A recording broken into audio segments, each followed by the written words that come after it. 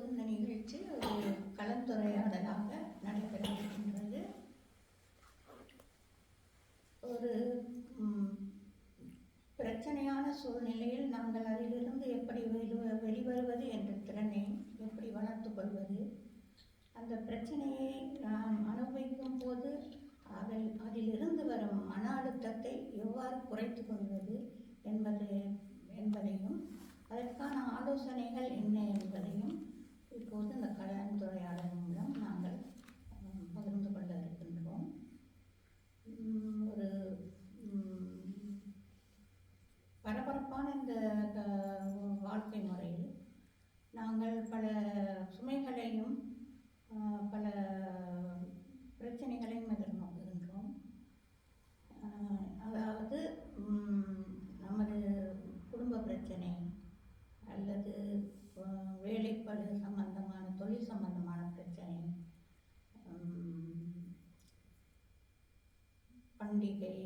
பண்டிகைகள், நோய் நொடிகள், வேறு இன்னும் பலவிதமாக சொல்லிக்கொண்டு போகலாம். கால மாற்றங்கள், சுவாத்திய மாற்றங்கள் இப்படி நடைபெறும் போது, அதாவது நிகழும் போது நாங்கள் மன அழுத்தத்தையும் மனக்குழப்பங்களையும் மனசோர்வையும் சந்திக்கின்றோம். இதிலிருந்து எவ்வாறு வெளிவருவது என்பதை கலந்து ஆலோசிக்கிறதற்கு மூவர் இங்கே வந்திருக்கிறார்கள். இவர்கள் பிரம்மகுமாரிகள் இயக்கத்தில் இணைந்து பல வருட அனுபவங்களை பெற்றவர்கள். அத்துடன் ராஜயோக தியானத்தில் நல்ல பயிற்சியும் பெற்றவர்கள். இப்போது இவர்களை அறிமுகம் செய்கின்றேன். முதலாவது சகோதரி மங்கை அவர்களை வரவேற்றுக் கொள்வோம். சகோதரி மங்கை பிரிஸ்பனிலும் சிட்னியிலும் பிரிஸ்பனில் வதிவிடமாக இருக்கிறார். பிரிஸ்பனை வதிவிடமாக கொண்டு பிரிஸ்பனிலும் சிட்னியிலேயும் சேவை செய்து கொண்டிருக்கிறார். இவர் ஒரு 1994ஆம் ஆண்டு தொடக்கம் பிரம்மகுமாரி அமைப்பில் சேர்ந்து ராஜயோக தியானத்தை கடைபிடித்தும் கற்பித்தும் வருகிறார். இவர் ஒரு குடும்ப தலைவியாக தனது குடும்பத்துடன் சேர்ந்து வாழ்கிறார். அவர்களுக்கு துணையாகவும் இருக்கின்றார். இவர் இந்த பிரம்மகுமாரிகள் அமைப்புக்காக பல சேவைகளையும் செய்து கொண்டிருக்கின்றார். அவரையும் வரவேற்போம். அடுத்தது சகோதரர் கீர்த்தன் அவர்கள். இவர் இந்த இணைப்பில் 25 வருஷ காலமாக இருக்கிறார். ராஜயோக தியானத்தை கடைபிடித்தும் கற்பித்தும் பல பட்டறைகளை நடத்தியும் வகுப்பு பட்டறைகளையும் நடத்தியும் இணையதளம் மூலமாக பல வகுப்புகளை நடத்தியும் வருகிறார். இவர் தொழில் ரீதியாக ஒரு மருத்துவ தாதியாக இருக்கிறார். அதாவது ரெஜிஸ்டர் நர்ஸ் என்று சொல்வார்கள். ஒரு வைத்தியசாலையில் ரெஜிஸ்டர் நர்ஸாக வேலை செய்து கொண்டிருக்கின்றார். தூங்காவையில் ஒரு பாடசாலையை வைத்து அதில் ஆசிரியராக ராஜயோக தியானத்தை படிப்பித்து வருகிறார்.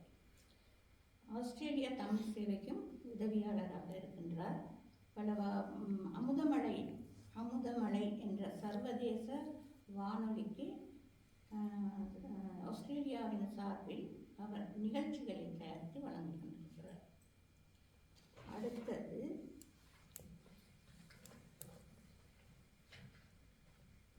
சகோதரி தனு அவர்கள் கடந்த 24 வருடங்களாக பிரம்மகுமாரியில் இணைந்து இந்த ராஜயோக தியானத்தை கற்று படிப்பித்து கடைபிடித்தும் வருகின்றார். இவர் ஒரு குடும்பத்தையும் பராமரித்து கொண்டு ஒரு சுகாதார துறையில் தொழிலும் செய்து கொண்டு ஒரு குடும்பத்தையும் பராமரித்து வருகின்றார். பிரம்மகுமாரிகள் அமைப்புக்காக பல சேவைகளையும் செய்து வருகின்றார். 3 பேருடைய அறிமுகத்தையும் கொடுத்துவிட்டேன். இப்போது முதலில் சகோதரி மங்கையிடம் ஒரு கேள்வி. அதாவது, நீங்கள் பிரம்மகுமாரி அமைப்பில் இணைந்து தியானத்தில் ஈடுபட்டு வருகிறீர்கள். இந்த தியானத்தில் நீங்கள் ஈடுபட உங்களுக்கு உந்துதலாக இருந்தது என்ன? இந்த தியானம் உங்கள் வாழ்க்கைக்கு எவ்வளவு தூரம் உதவுகின்றது? இதன் மூலம் நீங்கள் பெற்ற அனுபவங்களை கூறுங்கள்.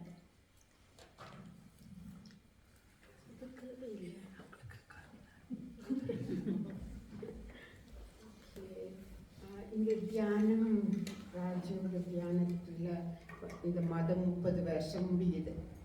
அப்போ ஏதோ ஒரு சக்தி அங்கே எனக்கு இழுக்கிறபடியே தான் நான் இதில் தொடர்ந்து 30 வருஷத்தை முடிச்சிருக்கிறேன்.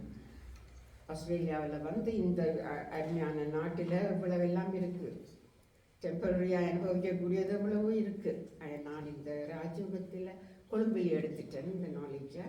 8 மாதத்தால் ஆஸ்திரேலியாவுக்கு வந்து நான் இவ்வளவு எல்லாம் கூத்துகள் பண்ணி இருக்கலாம். அப்படியே அந்த ராஜயோகத்தை நான் தொடர்ந்து இப்போ 30 வருஷமாக தொடர்ந்து இருக்கிறதுக்கு ஒரு விசேஷமான அன்பு சக்தி இருக்கு. இல்லாட்டி இருக்க இல்லாது, 30 வருஷத்தை முடிக்க இல்லாது. அப்போ ராஜயோக தியானம் எனக்கு எவ்வளவோ உதவி செய்யுது. இதுக்கு வர முதல் நான் நல்ல ஆட்களை பார்ப்பேன், கதைப்பேன், அவையை பற்றி அவைய வீக்னஸ் எல்லாத்தையும் காசிப் பண்ணுறது அதெல்லாம் எனக்கு இருந்தது. அப்போ யங் ஏஜ்லேயே அது எல்லாம் இருந்தது. இப்போ ராஜயோகத்தை வந்து அந்த ஞானத்தை படிக்க படிக்க பரம தந்தையோடு இணையக்கூடியதாக இருந்தது. அப்போ எனக்கு இந்த மற்றவைய பார்க்கிறது, கதைக்கிறது, மற்றவைய குறை சொல்கிறது, ப்ளேம் பண்ணுறது, எனக்கு இவ்வியால தான் எனக்கு இப்படி வந்தது, இப்படி எத்தனையோ எல்லாம் எல்லா விளக்கமும் எனக்கு வந்துட்டது. அடுத்தது பணிவு, எவ்வளவோ பணிவு வந்துட்டது எனக்கு. ஸ்டோன் அகங்காரம் முந்தி இருந்தது. இப்போ அதுக்கு பிறகு இந்த ராஜயோகத்தை படிக்க துவங்கி ப்ராக்டிஸ் பண்ணி கொண்டு வரைக்கும் அந்த அகங்காரம் குறைஞ்சு கொண்டு வந்துட்டது. சகிப்புத்தன்மை நிறைய வந்துட்டது. அப்படி பல நல்ல குணங்களை நான் எடுக்கக்கூடியதாக இருந்தது. கூடாத குணங்களை எல்லாத்தையும் அறிஞ்சிட்டேன். இதுகள் கூடாது, என்ன நான் சோதிக்க தொடங்கிட்டேன். மற்றவையை பார்க்காம என்ன நான் பார்க்க தொடங்கி நான் எவ்வளவோ திருந்தக்கூடியதாக வந்துட்டது. மற்றது ஹாப்பினஸ், பரம தந்தையோட இணைந்த அந்த சக்தியை எடுக்க எடுக்க இந்த உள்நோக்கில் அந்த ஹாப்பினஸ் எந்த நேரம் சிரிக்கக்கூடியதாக இருக்கு. சிரிக்கிறது வெளியால் சிரிக்கிறதா இல்லை, இதயத்திலேருந்து அந்த சிரிப்பு வருது. அவ்வளவு சந்தோஷம். அப்போ அந்த சந்தோஷத்தை மற்றவையும் அனுபவிக்க வேணும் என்ற எங்களுக்கு விருப்பம். அதுதான் நாங்கள் உங்களை எல்லாரையும் கூப்பிட்டுருக்குறோம். உண்மையான சந்தோஷத்தை எல்லாரும் அதை அனுபவிக்க வேணும். ஆனால் உண்மை தொடங்கினால் அதை ப்ராக்டிஸ் பண்ணி கொண்டு போக வேணும். சும்மா ஒரு நாளையும் செய்துட்டு பிறகு ஒரு கிழமையால செய்தால் சரியில்லை. ஒவ்வொரு நாளும் அந்த தியானத்தை பயிற்சி செய்து கொண்டு வர எங்களை அறியாமல் எங்களுடைய கூடாத குணங்கள் எல்லாம் நீங்கி நல்ல தெய்வீக குணங்கள் எல்லாம் உங்களுக்கு வேறு. அதுதான் ராஜயோகம். சரியா சிஸ்டம்? அடுத்த கேள்வி என்ன? எனக்கு 5 நிமிஷம் தான் தந்திருக்கு. இந்த அமைப்புக்காக பல சேவைகளை செய்து கொண்டிருக்கிறீர்கள். எப்படி இதுக்கு வந்தீங்கள்? இந்த தியானம் உங்கள் வாழ்க்கைக்கு எவ்வளவு தூரம் உதவும்? அதான் கேள்வி. எப்படி வந்து நீங்கள் 2 கேள்வி? அது 24 வருஷமா நீங்கள் 30 வருஷமா இருக்கிறீங்க. அது எப்படி இதில் இணைந்து அதான் எப்படி இணைந்து கொண்டதுன்றால் 94ஆம் ஆண்டு எங்களுக்கு இந்த மெடிடேஷன்களை பற்றி ஒன்றும் அறியலை. நாங்கள் கோயிலில் போய் விநாயகரை கும்பிடுறது வரது, அதுதான் எங்களோட பக்தி. சரியான பக்தியில் ஈடுபட்டிருந்தது. இப்போ இப்படி வந்ததுண்டா இது ஒரு சின்ன கதை, அதை நான் 5 நிமிஷத்துக்கு முடிக்க வேணும். இலங்கையில் சிஸ்டர் ராணி இந்திராணி சிவகாந்தி என்றவர் 2ஆவதாக இலங்கைக்கு வந்த பிகே பிரம்மகுமாரி. அப்போ அவள் என்னுடைய மருமகளின் ஆண்டி லண்டனுக்கு போய் இருந்தவ மகன் வீட்டில். மகன் கொஞ்சம் கிஃப்ட் கொடுத்து விட்டவர் எனக்கு கொடுக்க சொல்லி, எங்களுக்கு கொடுக்க சொல்லி கொழும்பில். அப்போ அவள் வாரா, இந்த உடுப்போடு தான் வாரா, இப்படித்தான் வாரா இந்த ட்ரெஸ்ஸோட. அப்போ ஒரு ஜென்டில்மேனோட தான் வந்தவ. இப்போ நான் அவங்க கூப்பிட்டு இருக்க பண்ணி சுகங்கள் கேட்டுட்டு முதல் சந்திக்கிறேன்.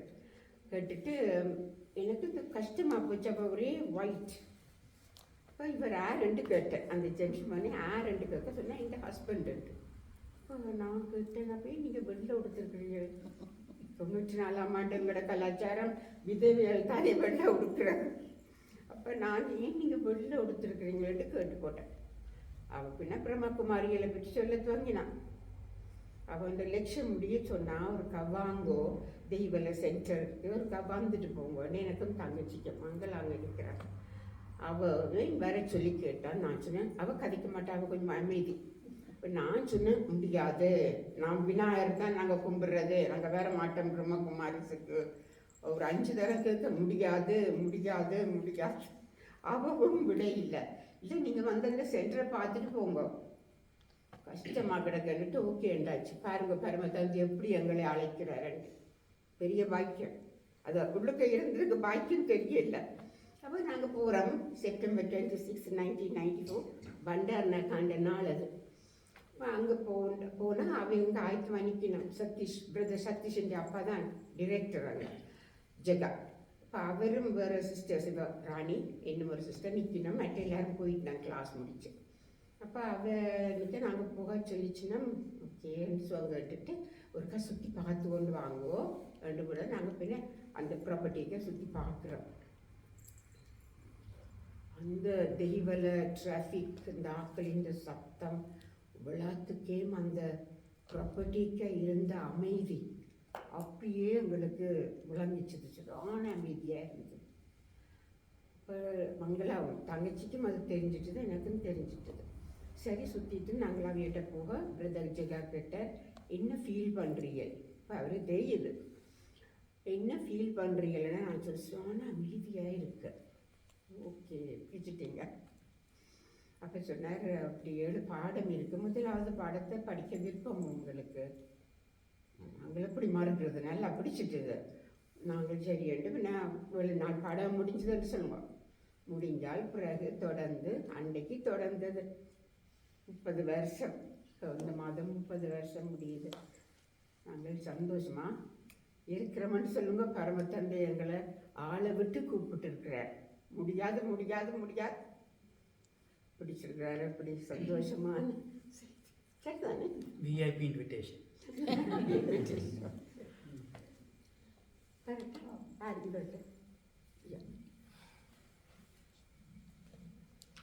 அடுத்தது சகோதரர் கீர்த்தனிட்ட ஒரு கேள்வி.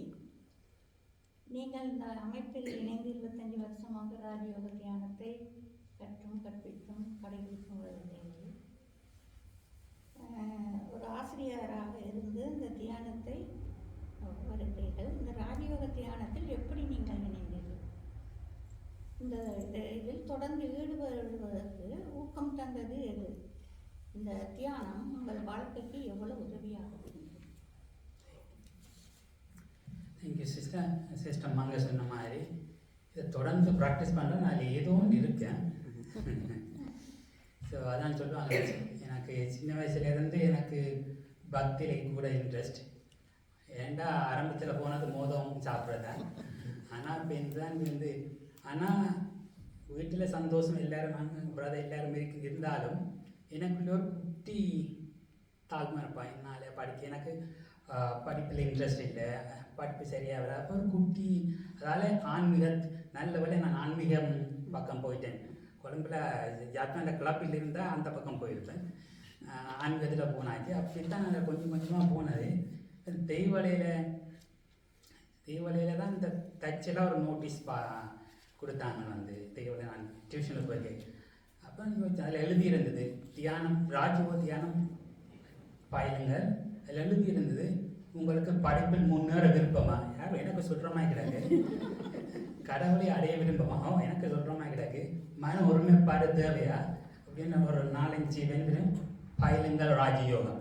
ஏன்னா இதுதான் சரியான இடம் போல இருக்குன்னு சொல்லி போட்டு அவங்க சொன்ன மாதிரி நான் எங்களோட வீட்டிலேருந்து ஒரு 1/2 மணி நேரம் நடக்கணும். நடந்து ஒவ்வொரு நாளும் போய் சேம் தெய்வலை சென்டர்னு நினைக்கிறேன். மேபி இதை வேறு அட்ரஸ் ஆகணும். போய் படித்தாச்சு. ஆனால் அடுத்த நாள் முடிச்சா போய் ஏதோ அந்த தொடர்ச்சியான கிளாஸ் படிக்க எனக்கு ஒன்றும் புரியலை. இந்த படிப்பு கேட்க தமிழில் சொல்லி தந்தேன். இந்த கடைசி கிளாஸ் அந்த ரெகுலர் கிளாஸ் போயிட்டு ஆங்கிலத்தில் சொல்ல தொடங்கினேன். ஆங்கிலம் மட்டும் எனக்கு ஒரு சமஸ்கிருதம் மாதிரி. அப்போ ஒன்றும் புரியலை. அதாவது என்னோட எண்ட் ஆஃப் ராஜயோகா. அப்போ இப்போ இந்த இந்தியாவுக்கு இருக்கிற மாதிரி இப்போ இந்த ஆஸ்திரேலியா இருக்கிற மாதிரி வந்தாச்சு. எனக்கு தியானம் எங்கே போகிறோன்னு தெரியலை. ஆனால் தியானத்தில் எனக்கு ரொம்ப ஈடுபாடு. அப்போ தான் நீங்கள் அந்த பார்க்குக்கு போய் மெடிடேஷன் பண்ணுறது, முருகன் கோயிலுக்கு போயிட்டு மெடிடேஷன் பண்ணுறது. அப்படி இருக்கேன் எனக்கு ஒரு ஞாபகம் வருது, சென்டர் இருந்தால் நல்லா இருக்குமே, இந்த ஸ்ரீலங்காவில் இருந்தவங்க ஒரு சென்டர் இருந்தால் நல்லா இருக்குமேன்னு யோசிக்கத்தான் ஆக்சுவலி நம்புறீங்களோ இல்லையோ கனவுல தான் எனக்கு நான் அப்போ என்னோட நம்பிக்கை பகவான் ஒருவர் இருந்தவர், அவர் கனவுல சொல்கிறார் இப்படி போகணும். ஸோ அப்படித்தான் I found out the Raja Yoga meditation. அது பெரிய கதை. எனிவே, ஸோ முதலாவது எனக்கு அது சரியான வழிகாட்டி. ரெண்டாவது வந்து அப்பா சொல்லிட்டு ஹாஸ்டலுக்கு வந்து ஞாபகம் இருக்குது, நீ அவருக்கு விளங்கிட்டு நான் இதெல்லாம் போக போகிறேன், அதில் டிகிரி எடுத்துட்டு நீ என்னவும் செய், அதுக்கப்புறம் நான் கேட்க மாட்டேன். எனக்கு படிப்பே தமிழ்லேயே படிக்க வராது, அதுவும் ஆங்கிலத்தில் ஆஸ்திரேலியாவில் படிக்கிறேன்டா கேட்டுப்பாருங்க. அப்போ நான் வந்து மெடிடேஷன் சொல்கிறேன், கடவுளே டிகிரி முடிக்கவன் ஏதாவது பண்ணுவேன். நான் ஆக்சுவலி எனக்கு ஒரு பழக்கம் இருந்தது, இப்போ கடிதம் எழுதுறது, இரவு படுக்கைக்கு கடவுளுக்கு கடிதம் எழுதுறது எல்லாத்தையும் சொல்லிட்டு நான் வந்து. அப்போ எனக்கு எகெயின் கனவுல ஒரு கனவு விஷயம் உதவியில் நான் யூனிவர்சிட்டிக்கு போகிறேன், ஓப்பன் அட்மிஷன் கதவை திறந்துருவீங்க. அதே மாதிரி எனக்கு அட்மிஷனும் கிடைச்சது. அட்மிஷன் கிடைச்சது பிரச்சனை இல்லை, படிக்கணும் இங்கிலீஷில். அதுவும் அந்த நேரம் தான் அந்த ராஜயோக தியானம் எனக்கு இன்ட்ரடக்ஷன் கிடைச்சது வந்து. அப்போ அந்த தியானத்தில் படிக்கும்போது எனக்கு ஒரு ஒரு ஒரு மாற்றம், ஒரு நல்ல ஒரு மாற்றம். அப்போ தொடர்ந்து ஒவ்வொரு நாளும் நான் சென்டருக்கு போவேன். யூனிவர்சிட்டி காலையில் 5:30 மணிக்கு வீட்டிலேருந்து போய் மெடிடேஷனுக்கு போய் இப்போ இந்த யூனிவர்சிட்டிக்கு போவேன். ஸோ அதான் என்னோட ரொட்டீன் எவ்ரி நாள். அந்த தியானம் எனக்கு ரொம்ப ஹெல்ப் பண்ணிச்சது. எனக்கு ஆச்சரியம், நான் டிகிரி முடித்தேன். ஏன்டா அதுவும் with high distinction one subject. So படிப்பிலையும் எனக்கு முன்னேற்றம் தான் இருக்குது. அது திட்டம். இது வேலைக்கு வரணும். வேலைக்கு வந்தால் ஹாஸ்பிட்டல் வேலையை எத்தனை பேர் ஹாஸ்பிட்டல் பேஷண்டாக இருக்கிறீங்களோ தெரியாது. But nice place to be. நல்ல பிளேஸ், ஆனால் வெரி டென்ஷன் ஸ்ட்ரெஸ். ஆனாலும் இந்த தியானத்தின் இது எனக்கு அந்த அனுபவத்தால் ஸோ எனக்கு எந்த வித எதுவுமே என்ன போதர் பண்ணல. ஆக்சுவலி நத்திங் நான் இப்போ கேஷுவலாக தான் கடந்த ஒரு 15 இயர்ஸாக கேஷுவலாக தான் ஒர்க் பண்ணேன். எனக்கு பெர்மனன்ட் ஒர்க் கிடையாது, பெர்மனன்ட் ஸ்டாஃப் இல்லை. ஒவ்வொரு நாளும் வேறு இடத்துக்கு போகும். ஆனால் எல்லா இடம் ஒரு ஃபேமிலியாக எந்த பிரச்சனையும் இல்லை. எல்லாரும் சொல்லிங்கன்னா சம்திங் பாசிட்டிவ். என்னோட பேஷண்ட்டே சொல்லிங்கன்னா I like to see your happy face. ஏன்னா most of the nurses, sorry nurse my friend, most of nurses are not happy. என்ன இப்போ தெரியும் உங்களுக்கு ஸ்ட்ரைக்கில் நடந்து கொண்டு இருக்குது. ஏன்னா ஸோ அதால் ஹாப்பி ஃபேஸை பார்க்குறதுக்கு பேஷண்ட்டுக்கு ரொம்ப விருப்பம். அப்போ வேலையிலேயும் எனக்கு ஒரு பாசிட்டிவ் எக்ஸ்பீரியன்ஸ். இப்போ வந்து எங்களோட ரிலேஷன்ஸ் வித் த ஸ்டாஃப், அதுவும் நல்ல ரிலேஷன்ஷிப் த்ரூ மெடிடேஷன்.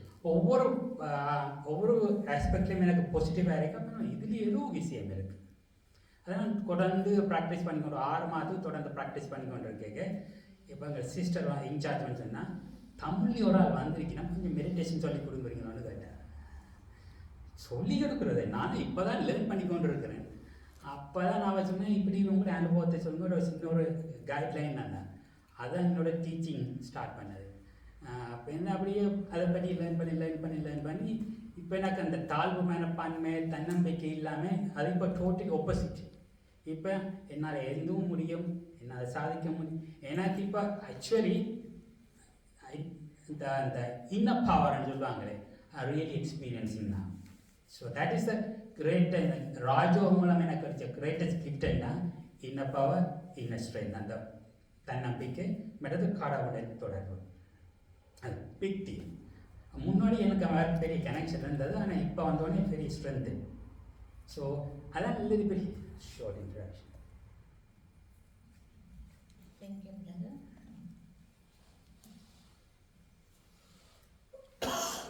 அடுத்தது சகோதரி தனுடன் ஒரு கேள்வி.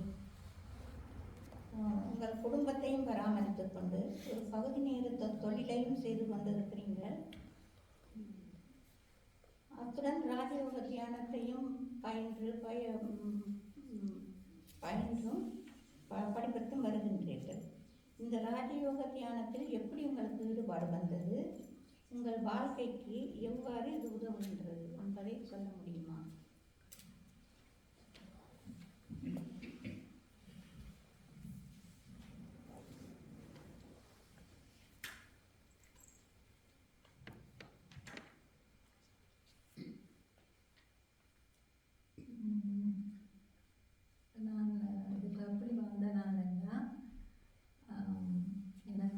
நல்ல கடவுள் பக்தியாக இருந்தேன் நான். ஆனால் பல சம்பவங்கள் வந்து நடந்து அது வந்து எனக்கு கடவுள் ஒருத்தர் உலகத்தில் இல்லை போல என்ற ஒரு சந்தேகம் வந்தது. அப்போ நான் இந்த பக்தி செய்கிறத நான் நிப்பாட்டேன். கடவுள் இருந்தானே இல்லாட்டியெல்லாம் பரவாயில்ல, நான் செய்வேன், இதை செய்தோன்னு இருந்தேன். ஆனால் பேந்த எண்ணம் வந்துச்சு, தியானம் படிப்போம் உண்டு, மற்ற பகவத்கீதை வாசிக்கணும், இந்த எண்ணங்கள் எல்லாம் வந்துச்சு. பேருந்து இதுவும் தற்செயலாகத்தான் வவுனியால் நான் போய் இந்த கவர்மெண்ட் குவார்ட்டர்ஸில் இந்த பக்கத்து ரூமில் இருந்தவன் இந்த தியானம் செய்தோன்னு இருந்தான். அப்போ நான் பார்த்தேன், எனக்கு இது பிரம்மகுமாரி ஒன்றும் இது தெரியாதப்ப சும்மா தியானம். அப்போ நான் அவட்ட கேட்டேன், எனக்கு சொல்லித்தாங்கோண்டு. அவள் சொன்னா, இல்லை என்னால் இயலாது, நீங்கள் கொழும்புக்கு போகணும். அந்த நேரம் வந்து போரெல்லாம் நடந்து கொண்டு வடக்கு கிழக்குலேருந்து போராக்கள் எல்லாம் கைது செய்கிற அந்த பயங்கரமான காலத்தில் நான் சொன்னேன், நான் கொழும்புக்கு போயிடலான்ட்டு ஒவ்வொரு நாளும் அவட்ட கெஞ்சுவேன், சொல்லித்தர சொல்லி. அவள் கடத்தி அவள் சொல்ல, தான் டீச்சர் இல்லை, தான் ஒரு ஸ்டூடெண்ட், அதுக்கு நான் அவளுக்கு சொல்லித்தரலாம். சேர்ந்து ஒரு 2 கிழமையால் சதீஷ் பாய் அப்பா தான் நம்ம ஸ்ரீலங்கன் கோஆர்டினேட்டராக இருந்தவர். அப்போ அவர்கிட்ட இன்ஸ்ட்ரக்ஷன் வந்து அவருக்கு எனக்கு சொல்லிக் கொடுக்க சொல்லி. அப்போ வவுனியாவில் நான் தான் முதல் ஸ்டூடெண்ட், அவள் தான் முதல் டீச்சர். இன்றைக்கு அங்கே 4 சென்டர்ஸ் இருக்குது. எனக்கு வந்து இந்த என்ன இதுக்குள்ளே நெருக்கமாக கொண்டாந்தது வந்து இங்கே நான் அந்த கடவுள் இருக்கிறாருன்றது எனக்கு உணர்த்தப்பட்டது. அப்போ அதுதான் எனக்கு ஃபர்ஸ்ட் ஆஹா மோமெண்ட். அந்த நெருங்கிய கடவுளுடான அந்த நெருங்கிய உறவு வந்து இதுக்குள்ளே வந்த அப்புறம் அந்த கூட நெருக்கம், அதுதான் இன்று வரைக்கும் என்ன இதுக்குள்ளே வச்சாங்க இருக்கு. இது இந்த தியானம் உங்கள் வாழ்க்கைக்கு எவ்வாறு உதவுது? மற்றது என்னில் வந்து எனக்காக அந்த கடவுளோட நெருக்கத்தை அந்த உறவு முறையில் கவரப்பட்டு தான் நான் இதுக்குள்ள வந்தேன். பெண்ணில் மாற்றங்கள் வாரோண்டும் எனக்கு அப்போ தெரியாது. ஆனால் பேந்து பார்த்தா நான் அவதானிக்க தொடங்கினேன். என்ற சூழல் மாறிச்சு, பார்த்தா என்னிலே மாற்றங்கள் இருந்துச்சு. இப்போ கடந்த சில வருடங்களாக நான் என்னில் மாற்றம் கொண்டு வரதுக்கு முயற்சி செய்து கொண்டிருக்கிறேன். ஆனால் ஆரம்ப கட்டத்தில் வந்து தண்டவாட்டிலே மாற்றம் நடந்து கொண்டிருந்தது. மற்றது அப்படி சமாளிக்கணும் இல்லை தொடர்ந்து ஈடுபடுவதற்கு ஊக்கம் தந்தது என்ன? கடவுளோட நெருங்கிய உறவு தான்.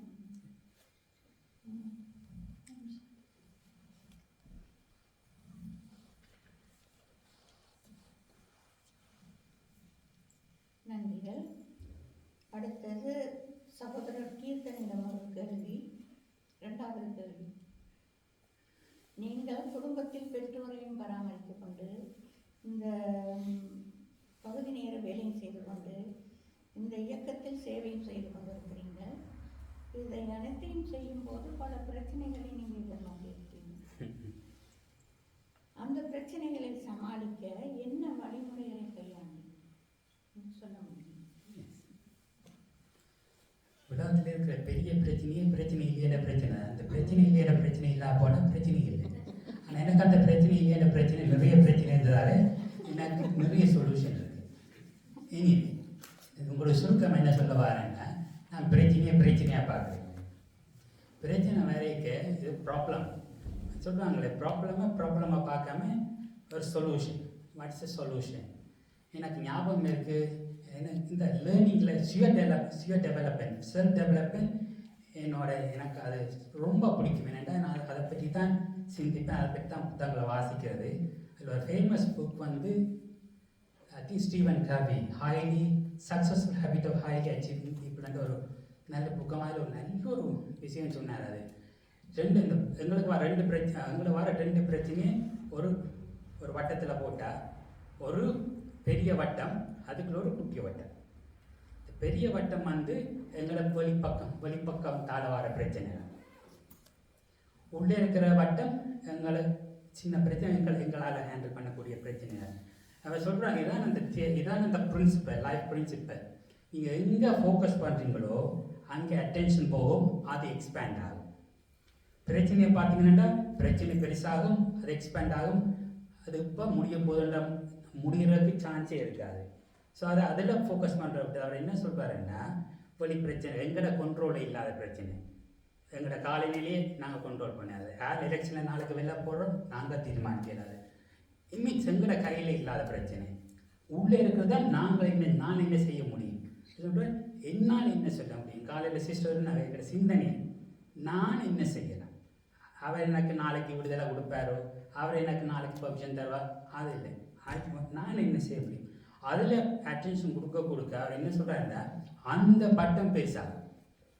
அந்த வட்டம் பெருசாக அந்த ஒளி வட்டம் தண்டு வாழையை காணாகும். மனதில் யோசிச்சு பாருங்க, அந்த சின்ன வட்டம் பெருசாக அந்த பெரிய வட்டம் தண்டு வாழையை காணா போயிடும். அந்த பிரச்சனையாக தெரியாது. ஸோ அந்த கண்ட்ரோலிங் அந்த அந்த அந்த ஒரு எல்லாம் ஒரு என்டர்டெயின்மெண்ட், ஒரு கேம் மாதிரி ஆகிடும். You can easily handle that. அந்த பவர் எனக்கு தந்தது டெஃபினெட்லி ராஜயோக மெடிடேஷனுக்கு பெரிய ஒரு ரோல் இருக்குது. ஏனென்றால் முதல் பாடமே உன்னை அறிவாய், நோ யுவர் செல்ஃப். அன்னை அறிஞ்ச உன்னைய தட் இஸ் அதுதான் எனக்கு ஒரு லைக் பல்ப் மொமெண்ட் மாதிரி. இன்னில் இவ்வளோ சக்தி இருக்கா, இவ்வளோ பவர் இருக்கா. நான் கதையில் கூட படிச்சிருக்கேன். அந்த மாதிரிக்கு தன்னுடைய சக்தியை தெரிய வைக்க ஆரம்பத்தில் யாரோடையும் ஞாபகப்படுத்தினோன்னு ஈபிக்கம் அவர் இல்லை, அவரை நீப்பாட்டவே இல்லை. அவ்வளோது சக்தி.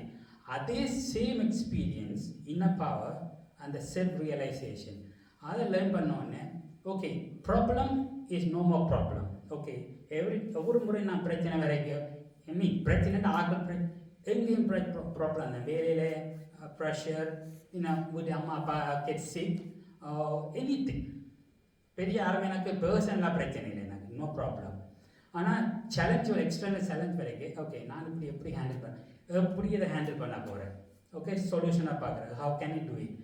அப்படி அந்த ஒரு இன்னர் டயலாக்ல போனோடனே உங்களுக்கு தெரியாமலே அந்த ஸ்ட்ரென்த் வரும். அவருக்கு எக்ஸ்பெரிமெண்ட் பண்ணி பாருங்க.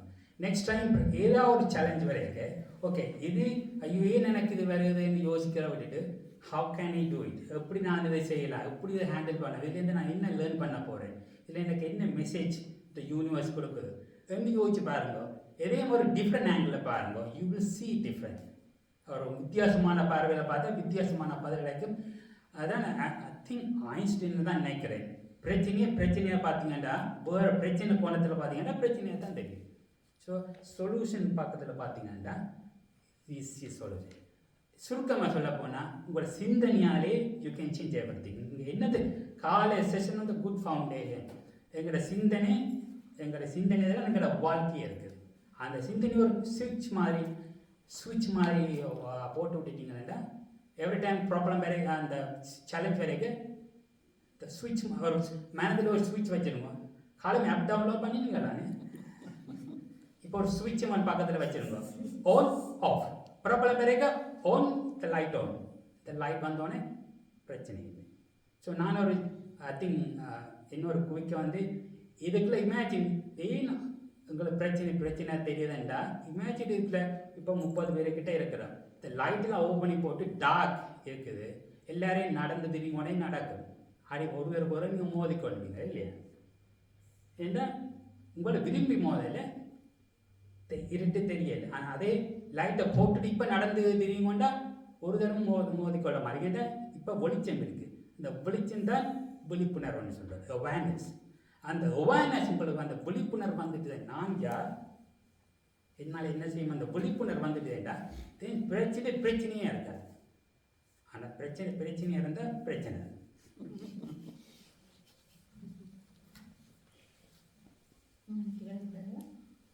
அடுத்தது சகோதரி தன்னிடம் இன்னொரு கேள்வி, இரண்டாவது கேள்வி.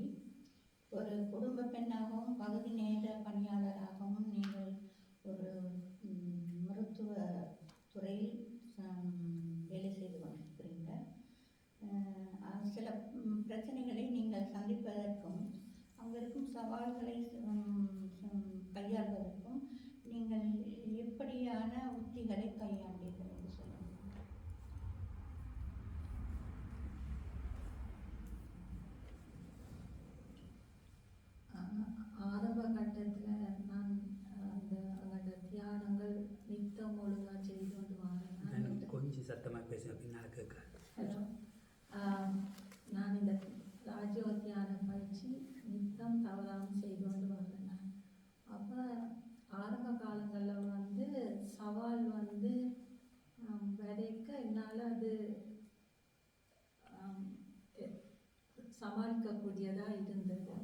நான் சிந்திக்க தேவையில்லை அப்படி செய்கிறது, அது ஆட்டோமேட்டிக்காக இருக்கும்.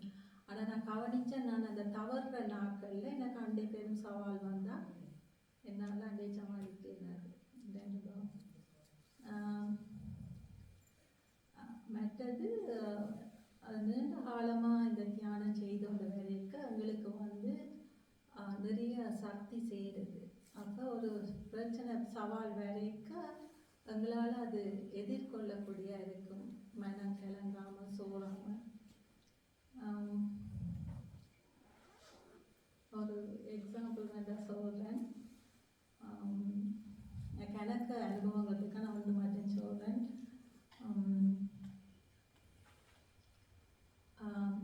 இங்கே ஆஸ்திரேலியாவில் நாங்கள் வந்து ஒரு 6 வருஷத்தால் பெர்மனன்ட் ஜாப் என் ஹஸ்பண்டுக்கு வேலை இல்லாமல் இருந்தாப்புல எதிர்பார்க்காம வேலை இல்லாமல் போயிட்டு. அப்போ ஸ்ரீலங்காண்டா பெர்மனன்ட் ஜாப்னா அது லைஃப் லாங். அப்போ இங்கே வந்து இப்படின்றோன்னா எங்களுக்கு அதுக்கான ஷாக்காக போயிட்டு. அப்போ நானும் அப்போ வேலை செய்யலை. அப்போ நான் அப்போ உடனே அவருக்கு சொன்னேன், எல்லாம் நன்மைக்கு தாங்குது. அது ஆட்டோமேட்டிக்காக அப்படியே வந்துச்சு எனக்கே அதிசயமாக இருந்துச்சு. அப்போ பேருந்து அவர்கிட்ட என்னண்டு நன்மை, இதில் என்ன தெரியுதுண்டு. நான் சொன்னேன் ஏதோ ஒரு நன்மை இருக்குண்டு. ஆனால் பேருந்து பார்த்தா நானே என்ன டெஸ்ட் பண்ணேன், எனக்கு தொடர்ந்து 2-3 நாட்களுக்கு நான் நெகட்டிவ் தாட் க்ரியேட் பண்ண பார்க்குறேன், வருதில்லை. நெகட்டிவ் தாட்டே வருதில்லை. அப்படியே ஒரு சரியான ஒரு கல்வி மாதிரி இருக்குது ஸ்டேபிளாக. பேருந்து பார்த்தா நான் நல்லா அதுக்கு சப்போர்ட்டிவாக இருந்தேன். பார்த்தா 1 கிழமையால் திருப்பி வேலை கிடைச்சிட்டு. அப்போ அந்த தியானத்தில் பவர் அதை எடுத்து காட்டுறது. மற்றது இப்போ வந்து சவாலை எதிர்நோக்குன்னு சொல்லியிருக்க நான் கூட இல்லை, நான் முயற்சி செய்கிறேன். இப்போ வந்து இயன்றளவு நான் வந்து இப்போ நானே அதை ஒரு ஆட்கிட்ட வந்து இந்த எதிர்பார்ப்புகள் வந்து நான் குறைச்சி கொண்டு வரேன். இப்போ நானே அதை செய்து அந்த ஆக்களோட முரண்பாடுகள் வந்து குறைவாக இருக்குது. அப்படித்தான் நான் அதை சமாளிக்கிறேன்.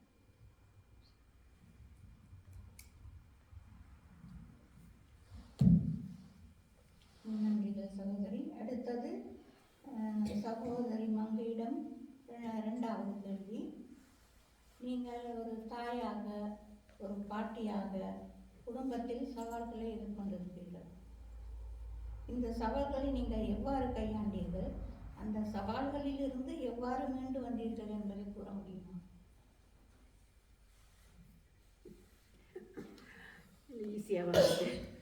ஈஸியாக வந்துட்டேன். மகனுக்கு நான் பிரம்மகுமாரிக்கு வந்தது பிடிக்கவே அவர் சரியான பக்தி. அவரோட தான் எனக்கு மோதல். இப்பவும் அவரோட தான் மோதல். மகள் ஓகே, ஆனால் அவரோட கத்துவார், வெள்ளை உடுத்த கத்துவார், நகை கல்லட்டின கத்துவார். அவரை வச்ச விருப்பம் என்ன, அவன் மறுபடி பிள்ளைகளும் மறுபடினது. அப்போ நாங்கள் எங்களுக்கு ஃப்ரீடம் இல்லை. அப்போ ராஜுவத்து வந்தா போல் நான் சரியான இண்டிபெண்ட்டாக விட்டேன். தனியாக ட்ராவல் பண்ணுவேன், தனியாக டிக்கெட்ஸ் எல்லாம் புக் பண்ணுவேன், எல்லாம் தனியாக செய்ய தொடங்கிட்டேன். அது மகளுக்கு கொஞ்சம் கவலையாக போச்சு. அம்மா இப்போ தானே எல்லாம் செய்ய தொடங்கிட்டேன், அவையில் டிபெண்ட் பண்ணேன் அப்படி அவள் சொல்லுவான். ஆனால் அவளை கஷ்டம் இல்லை, மகனோட மோதல் தான். ஆனால் சரியான சகிப்பு பரம தந்தை நீங்களே கேட்டுக்கொள்ளுங்கோ. அவர் சொல்கிறது எல்லாத்தையும் ஃபோனில் கத்துறதெல்லாம் பரம தந்தையே கேட்டுக்கொள்ளுங்கோ, எனக்கு வேண்டாம், எனக்கு ஒன்றும் வேண்டாம். இப்பவும் அவர் கத்துறதான். அவர் பக்தியில் விரட்டான் தன்னோட. ஆர்தான் வந்து துவக்கால நான் சுடுவேணும்னா பிரம்மகுமாரியை விடண்டாலும் நீ சுடு, நான் கடவுள்கிட்ட போவேன். நீ சுட இல்லை, கடவுளின் சேவை நான் செய்கிறேன். இதுதான் எங்களோட சீனியர் சிஸ்டர்ஸ் செய்கிறவன். அப்போ அப்படித்தான் நான் வாழ்ந்து கொண்டு வரேன். எனக்கு சவால் ரெண்டு அப்படி இல்லை, மகன்ற சவால் தான். அதை நான் சரியாக சகிச்சு கொண்டு இருக்கிறேன். அடுத்தது என்ன கேள்வி? குடும்பத்தில் கஷ்டம் வந்திருக்கு. ஆனால் நாங்கள் பிரம்மகுமாரிகள் பரமதந்தை இந்த உதவியோட உடனே விழுகிறோம் தான். ஆனால் விழுந்தாலும் சில நாட்களில் திரும்பிடுவோம். அதுக்குள்ளேயே மூழ்கி வருஷக்கணக்காக மாதக்கணக்காக எங்களோட காலத்தை வீணாக்க மாட்டோம். அதில் அந்த கஷ்டத்திலிருந்து நீங்கி மற்றவர்களையும் குடும்பத்தாக்களையும் புத்தி சொல்லி இந்த கஷ்டத்திலிருந்து நீக்கி போடுவோம். அதுதான் எங்களுக்கு பரம தந்தையால தந்த வாக்கியம்.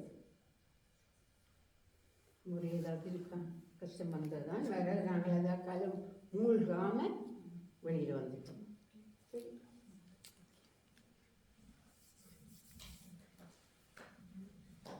நன்றிகள். அடுத்தது 3வது கேள்வி, சகோதரர் கீர்த்தனிடம் ஒரு கேள்வி. அவசரமான பணிகள் பல இருக்கும்போது நீங்கள் ஒரு ஹாஸ்பிட்டலில் வேலை செய்கிறீங்க, அங்கே அவசரமான பணிகள் பல இருக்கும்போது வேலை அழுத்தத்தையும் வேலை பளுவையும் சமாளிப்பதற்கு நீங்கள் என்ன அறிவுரை தருவீர்கள்?